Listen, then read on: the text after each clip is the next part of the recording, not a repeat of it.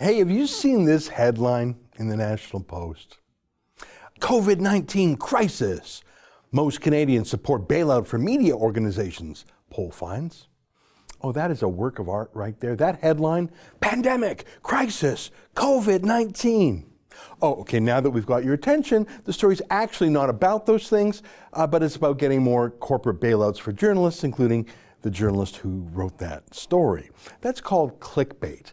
That's a bait and switch. That's junk journalism, and that's where we are these days with the media party. That was in the National Post, which used to be against bailouts until they weren't. I mean, as they said in the movie The Godfather, nothing personal, it's just business. I don't know if you know this, but the National Post and most Canadian daily newspapers, including the Toronto Sun chain, the Calgary Herald, Montreal Gazette, Edmonton Journal, Vancouver Sun, etc., they're not actually owned by Canadians. They're owned by a company called Post Media, which in turn is owned by a U.S. investment fund called Chatham Asset Management. Here, let me read to you from Post Media's latest filings. They say, as at November 30th, 2019, Chatham owns 62 million or 66% of our shares. So yeah, the National Post, which nation are they talking about, says Canadians want to help fight the pandemic by giving tax dollars to their US-based owners. Here, let me read from this highly credible and not at all self-serving story in the Post. The majority of Canadians support government bailouts for media organizations that are facing a collapse in advertising revenue since the COVID-19 pandemic shut down businesses across the country, according to a new poll. Really? Oh, yes. The survey was conducted by Nanos Research for Friends of Canadian Broadcasting, a nonpartisan media watchdog, and was released Monday. Nonpartisan? Really? Here's an attack ad that Friends of Canadian Broadcasting ran when Stephen Harper was Prime Minister a few years ago. Mr. Prime Minister, when you came to power, you promised accountability, transparency, and clean ethics. Now that we've had the robocalls, the In-N-Out scandal, the G20 abuses, the F-35 boondoggle, the shattering of Parliament, the cancelling of the long-form census, muzzling of scientists, the Duffy-Wallen scandal, losing track of $3.1 billion in security funding, stonewalling on digital spying, the military police investigation of CTV for breaking stories that embarrass the government, and now turning CBC into a state broadcaster. How do you respond to that?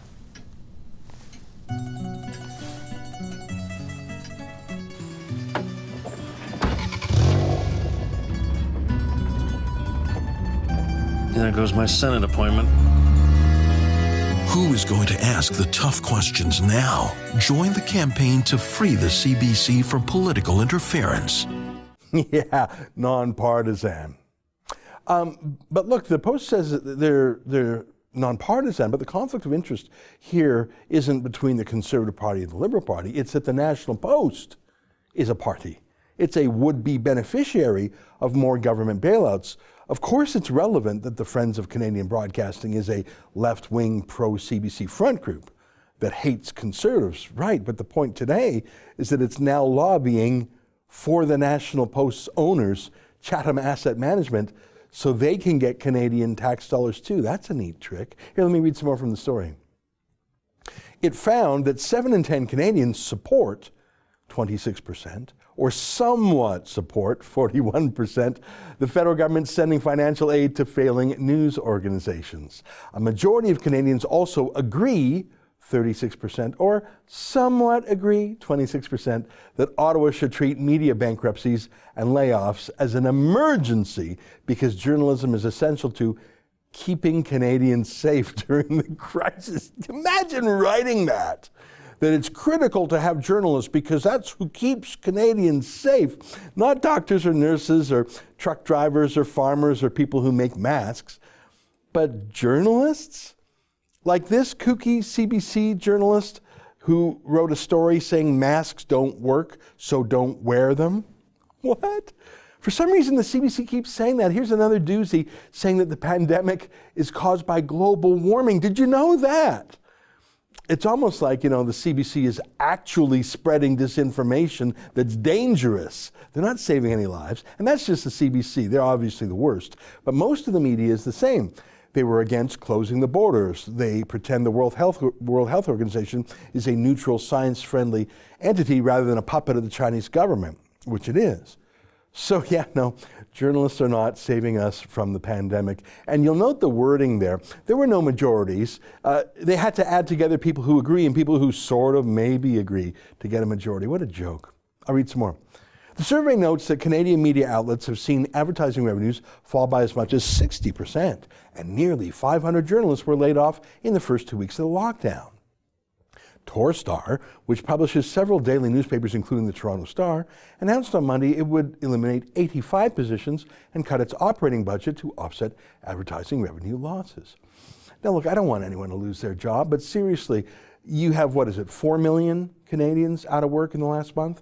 I think that's the latest figure. It's growing daily. 4 million. Entire industries just flattened. Airlines, hotels, restaurants, cinemas, sports, schools. But the poor dears at the Toronto Star laid off 85 people, so that's the crisis? Yeah, no. Oh, well, they're just getting started. Here, let me read some more. Many of our most prominent journalism outlets face imminent failure, even after the government's proposed tax credits and wage subsidies are factored in. Friends Executive Director Daniel Bernard said, "This is an acute emergency, and Canadians want Ottawa to intervene quickly to save these trusted institutions from mass extinction. Our democracy and our future as an independent country are at stake." Holy cow, I didn't know that. A country that can't talk to itself ceases to be. If we lose our media, we lose our country. Oh my God. I worked at the National Post during its glory days 20 years ago, right after it started. It was amazing. It fought so hard for conservative ideas, for smaller government. I remember we even had a whole series criticizing the CBC for being the media party, for taking government money. Yeah, that old National Post is gone, my friends. Now it publishes hysteria and fantasies from left-wing pressure groups without skepticism or rebuttal, because it's only the National Post in name. The nation that owns 66% of its stock is, it's a hedge fund from the US. And they don't care who they have to quote to get more government money. They're already getting $140,000 a week from Trudeau, and they'd like some more. Thank you very little. Here's how their story ends. The survey was conducted over landlines, cell phones, and online between March 30th and April 2 as part of an omnibus survey. Nanos Research carried out a random survey of 1,036 Canadians aged 18 and over. The margin of error is plus or minus 3.1 percentage points, 19 times out of 20.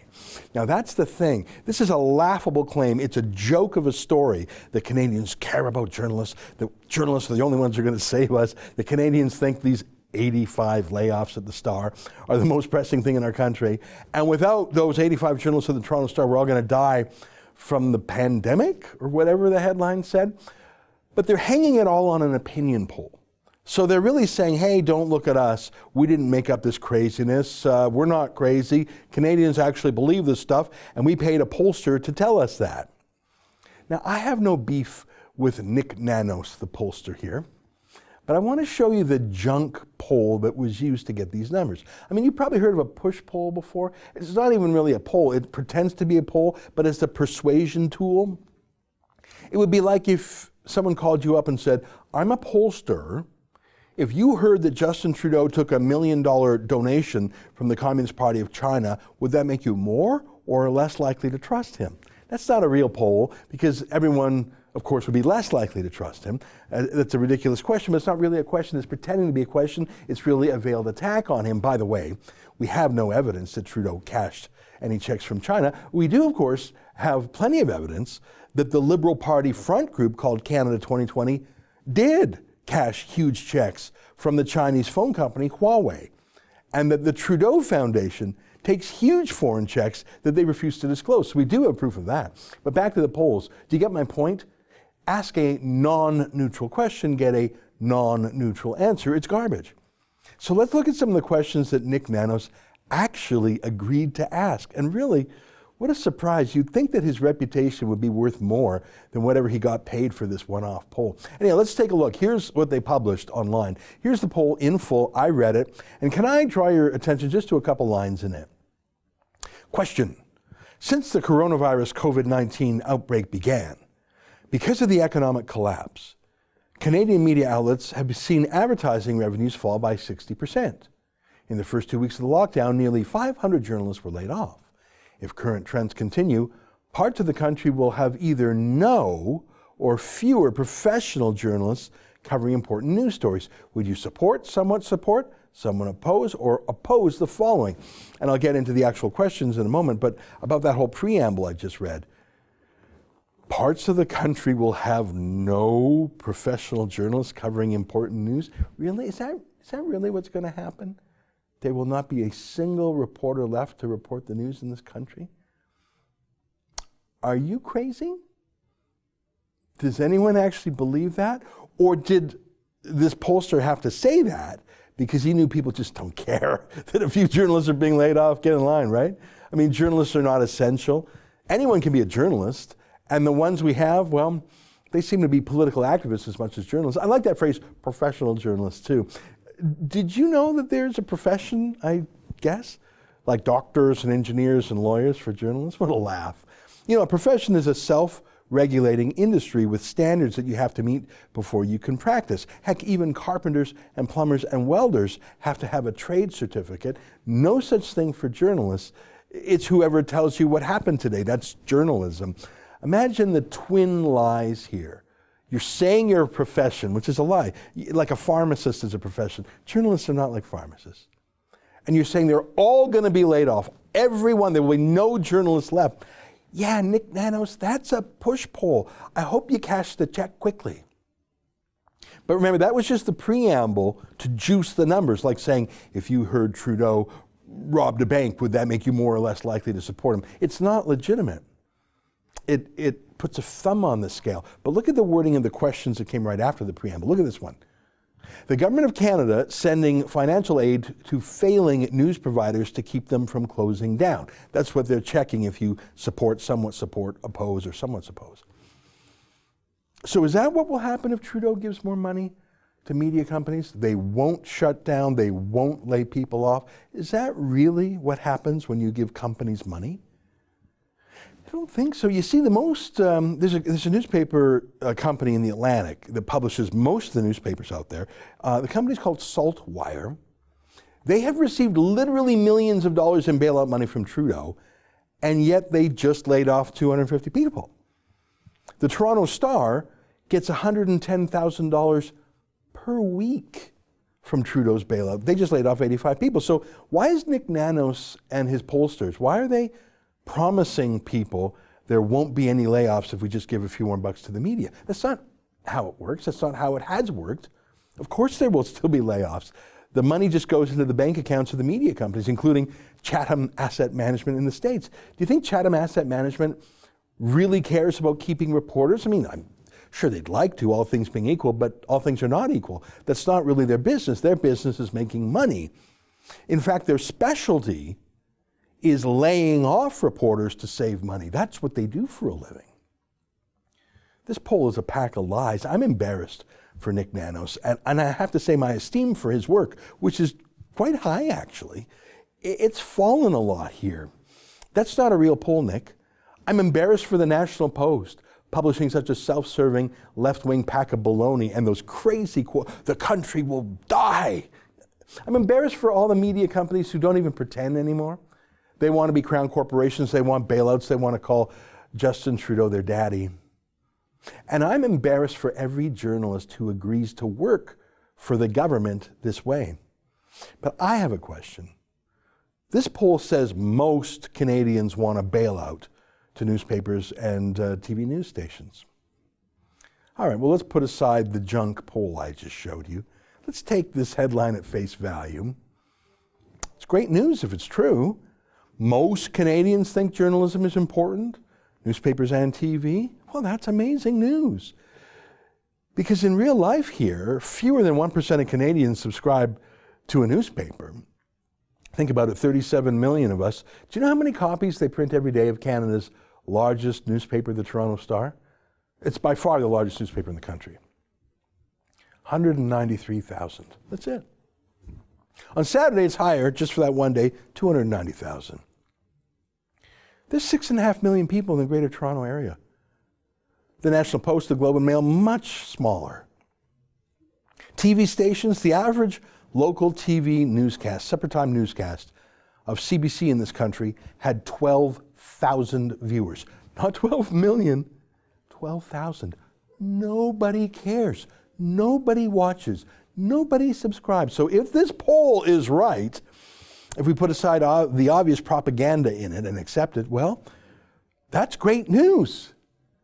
Because then we don't need to reach into the taxpayer's pocket to grab our money as a bailout to their friends. Because if suddenly millions of Canadians truly, genuinely love the Toronto Star and those Atlantic newspapers and the CBC, and oh my God, we must save them to save the country, well, hallelujah.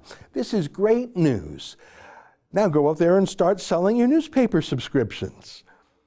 The fact that a once mighty Canadian newspaper like the National Post had to be bought up by a U.S. vulture fund tells me that, yeah, no, this poll is just fake news.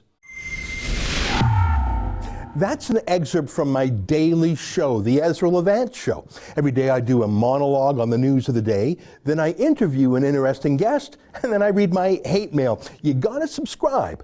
Go to rebelnews.com.